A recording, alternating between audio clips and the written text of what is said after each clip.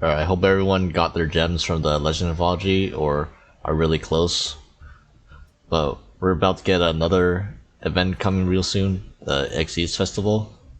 You know, for like I believe the third time that we've gotten an Xyz event. So if you're wondering what Konami's favorite summoning mechanic is, you know, here you go. So anyway, I've got some we got a nice berry enforcer reward actually. I really want this.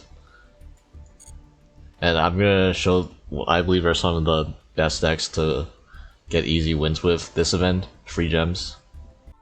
Alright, so first I gotta lead off with Grass Shark, you know, my favorite deck in this game.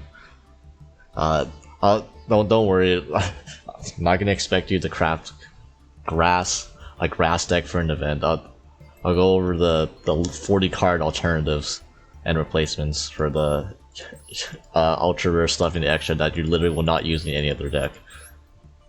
But you know, basically, if you do have the grass stuff, if you want to try something like this, I have a very detailed deck explanation on how this deck works and what all the main monsters do. But basically, you're just trying to summon a bunch of water monsters that are level 4 and level 5 as from either from your hand or your grave via grass as possible. Get access to Abyss Shark and then stick a bunch of rank 4 and rank 5 Xyz. Ice Barrier searches Abyss Shark, which is the best card in your deck. It searches a Kaiju, and with the new set, we got Dream Shark, which this is essentially just a level 5 Shifana, where you can summon it for free if you don't control any monsters, and you just get a water body on the field. And Xyz Revive Splash is how you summon out all the cool rank 5 and rank 6 Xyzs, mainly Wave King Caesar, a non once per turn Solemn Warning. So about Ragna Infinity is another thing that you mainly summon off of Xyz Revive Splash, which is Revive Splash reads you don't care more about the second effect where you can banish this from grave and target a water Xyz monster you control and then rank up to a water Xyz from your extra that's 1 rank higher. So something like a Spent Kraken or even a Kraken Spawn, you can rank it up into something like a Nash Knight or Ragna Infinity. And Ragna very common deck, spoilers, is going to be Zoodiac. So what Ragna Infinity reads is, you can target 1 face up, quick effect, target 1 face of monster it controls, inflict damage to your opponent equal to the difference between that monster's original attack and current attack. And if you do, banish it. So they try to summon any Zoodiac monster against this, and they lose. Pretty much. So I realized that, you know, most people aren't gonna have the resources to play the 60 card version, so a more realistic build for Sharks would be, let's say we cut the grass stuff for grass. We cut the grass thing that we want to mill down to 1. Then we cut the numbers on extenders and the Fury package. And this is what it would more look like to a 40 card build. And then in the extra, you don't need all the exotic ultra rares. I'd recommend, if you have Bahamut Shark still for some reason you haven't disenchanted it, there's a package where you go Bahamut Shark plus a rank 3 water that you summon out of it. Then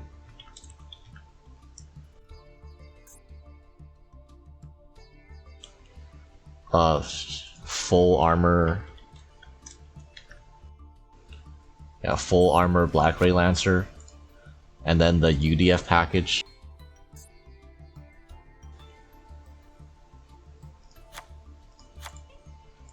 Basic premise is you summon Bahamut Shark, summon this, you get to overlay this on top of this, then Black Ray Lancer plus Bahamut Shark can go into UDF go into Utopia Future, and then that lets you go into UDF. So you can cut 4 random ultra rares that you likely will not have because it's sharks, so you're more likely to have the UDF stuff instead. The only vital rank 5 I would say is Nash Knight, because it's the best one. It's a quick play suck. So like anything like Zoodiac is going to be very popular. Lyrilusc is going to be popular. This works on both since it doesn't target. And yeah, like gonna play a lot of Kraken control. Shoot, Golden's probably banned, right?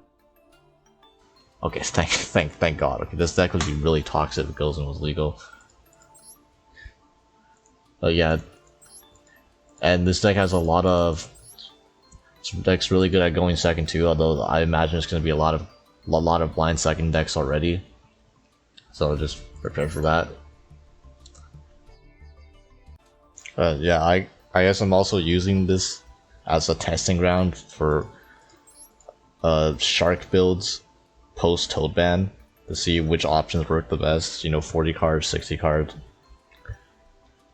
But yeah, this is definitely good enough for the event. At least I'm confident. But we don't need Toad for this. Okay, so next deck's is gonna be short and simple. It's gonna be blind second Zoodiac. This is probably gonna be the most common deck you'll see this event, just because it's relatively cheap. All the Zoodiac monsters are basically super rares or under. The only UR in the engine is Trident, and a lot of people just have it anyways. And then Zeus, you know, just a staple. UDF is totally not necessary, but if you do have it, that's a nice bonus. If you're playing this deck, I would recommend crafting double Drill Driver Vespertino, just cause they put Chakanine into 1 too, so you know, might as well fill up more space. And this is literally just like standard, like your 9 to 10 zoo monsters with like 2 tankies, 3 desires, and how whatever blind second cards you have, like whatever hand traps you own. They banned Shifter this event, thank God. You know, I don't have tanks, but I have alphas. You know, most people it's the other way around.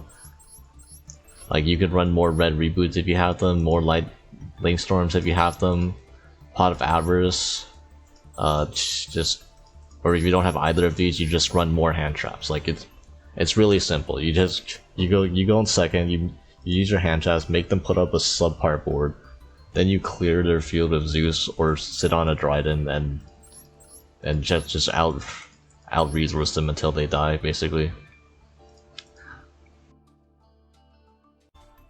Alright, next up we have a Bird Up, sort of. But obviously we're not on a full Tri-Brigade package because there's no Link monsters. So the only Tri-Brigade we're on is Fractal to dump all our birds for our Lyrilusc combos. And since we're running tanky anyways, you have 3 Zoodiac targets to help you go second, as another way to push through Zeus. But obviously this deck is really good at going second normally anyways, because you have stuff like Assemble Nightingale to attack and then be able to go into stuff like Downward and Zeus too. So you just have like multiple game plans going second. And also, since we have access to Recital, UDF, Ensemble Blue Robin, this deck's really equipped at going first or second. You know, unlike some decks, Numeron. So yeah, but obviously, since there's no Link monsters, there's no like Simoric, you're gonna rely on ending games more with like Recital Starling and Assemble Nightingale OTKs. In fact, you see we're even running Promenade Thrush just as a way to out back row. Yeah, this is the other Tri-Beast deck in the format that's not pure Zoodiac. Okay, let's move on to some of the more exorbitant builds. So Utopia is basically at full power for this event. This is unironically probably the strongest combo deck in the entire format. Like, you literally end on like three negates, draw 3 to 4 cards, plus the towers, plus like your opponent can't attack any of your monsters, plus like 6 monsters on board, so like you have 1 kaiju, like what whoop-de-doo, you know, I'm happy for you, but good luck getting rid of the other 5 monsters. Like it's it's actually like kind of ridiculous. This deck goes kind of hard. The only issue is there's a Utopia structure deck, but it doesn't have, the structure deck is missing all of the like the important URs. Like this is not in the structure. This is not in the structure. Pretty sure. Obviously these are not. This is not in the structure. Pretty sure this is Dragonar is not in the structure. Yeah, I can dismantle it. So yeah, this is like. So like what 10 URs you have to build just for this deck. Like basically, I'm just saying, if you're a Utopia player and you have Utopia, this deck goes hard this event. Like especially give me a sec. Subaba Bancho Gaga Ga Coat Dodo Do Dwarf Go Go Go Love. Yeah. And a funny thing is, Alan Bershin, you can use this to search any level 4, such as an Astrotopia, which will get you your Omni Negate. Since as long as you make this with 3 level 4 monsters, you get to add any level 4 monster to your hand. That's just another layer of consistency. You don't have to play this with Mathmet cards. It's actually a generic Xyz. So actually, I think NBT's first SMD was on Utopia, where he explains all the cards and does an example combo. So if by chance you want to build this deck for real, I'll link that video. Go check out NBT's video on this deck. And I'll pray for your wallets and your pulls. Alright, so Konami seems to have a vendetta against my specific build of 8 axes. With the Gren Majis and stuff. Obviously this is an Xyz event, so the Diva package with the level 10 synchros obviously is not here. But also, there's no Danger Bigfoot, there's no Gizmek Orochi for some reason. Like come on, why are you afraid of this card? And there's no Kaiju Slumber. So we're doing a more traditional style of 8 axis builds, where it's like you're blind going second with just straight up 8 axis. There's no Diva and stuff. And they also banned Shifter, so there's just one high impact hand trap out of the way.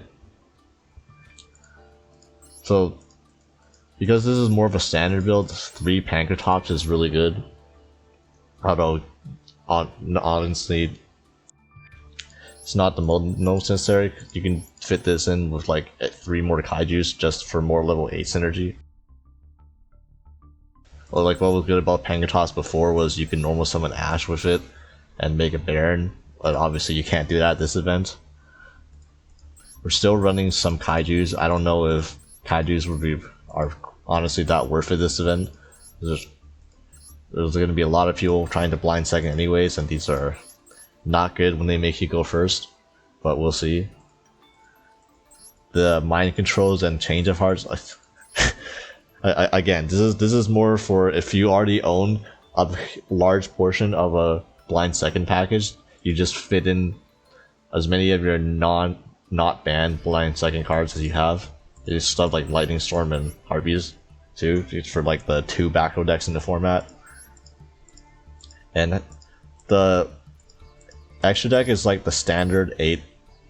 You have the standard like Xyz you see in every 8 axis, which is the Numeron package, the Dingirsu, the Zeus package with these 3, the Zombie Vampire for stuff you take with Mind Control and Change of Heart, Hope Harbinger as a generic level 8, and then the rest of the remaining slots, the other half of the extra deck is like whatever rank 8 stuff you have. Like for example, Xenophon could potentially be good against PKs, maybe like the one deck in the format. Lancelot is just it's a very big Altergeist Meluseek. You could play the Galaxy Eyes number 90 Galaxy Eyes Photon Lord is really good. It insulates your OTKs from Nibiru, but again, it's a UR, it's really expensive, and I don't expect most people to, even a lot of rank 8 players to have this. Explorer, new ship. And then the Galaxy package, this is from the structure deck, Rage of Cypher. You can just spend 500 gems and get these two, and this is like another pop on a big body that floats back into this if they destroy this. And alternative stuff for the main deck, I'm running the Incredible Ecclesia build. Since the fact that this is a tuner is not relevant this event, unfortunately, but it is a free special summon, or it is a normal summon as well, and it gets out Iris Sorcel, which is literally just another level 8 body for free. And the fact that this also has a relevant effect, sometimes if you're made to go first or you don't kill your opponent, can help make you live. Scorch Sealed, Joseph Rothschild Dragon. Again, if your opponent summons a monster, you're most likely going to be able to special this for free as a free level 8. So there's that. Danger Thunderbird is the best remaining level 8 danger. We are unfortunately not running Ogopoggers. And Sage the Fleur. This is a very weird card. You probably don't have this card, but if you manage, like if you're rolling for Baron way back when and you managed to roll one of these and you haven't dismantled it yet, this is, you can target a card you control and then a card your opponent controls and then destroy them. And what's really good is because it targets, you can chain the card you target to, and it will still blow up this will still blow up their card. So you can target Ecclesia with your Sage, then chain Ecclesia, get out your Iris Sorcel, and then Sage will pop their card and summon itself still. Same thing with Pankratops. So if you... this is a very popular package among more standard 8-axis builds where they max out on Pankratops and Ecclesia, and then they run like 2 or even 3 of this just to combo with each other. It's pretty cool. Although I don't expect you to craft it if you're not an 8-axis player. And the spell lineup, it could just be like you could just run 2 Sekkas instead, and then fill out the rest with hand traps, like Infirmed or like Veilers and stuff. Called by the Grave, more Kaijus, more level 8 bodies. It's basically just like a shell of a build. You're just trying to blind second and kill your opponent with a bunch of Vixies, with Numeron Dragon. You know, Luna is banned, so you're not gonna attack on a clear board often. You're gonna make double level 8 so that you can have a Numeron Dragon at 17k, and that's the most common way you're gonna kill your opponent. One final note is, Numeron is completely legal in this event, you know, obviously minus the Link monster they go into after they fail to kill you, they fail to ODK you. But I have a feeling that I don't think Numeron is going to be the best pick for this festival, because I have a feeling there's going to be an Exceed summoning mission for gems, and summoning Numeron Gates does not count as an Exceed summon. Your special summons from the deck, so they don't count towards the mission. This happened during the last Synchro Exceeds festival, where despite Numeron being legal, like barely anyone played it because it didn't help them complete the mission for gems. So yeah, if we get a mission like that, don't play Numeron unless you don't care about the gems. But if we don't get a new mission like that and it's just stuff you can complete without having to exceed summon, which I would think would be kind of weird. They've been kind of good on incentivizing you to use the summoning mechanics during the events. But yeah, if there's no mission like that, then yeah, feel free to use Numeron. And I'm sure you know what a Numeron deck looks like by now.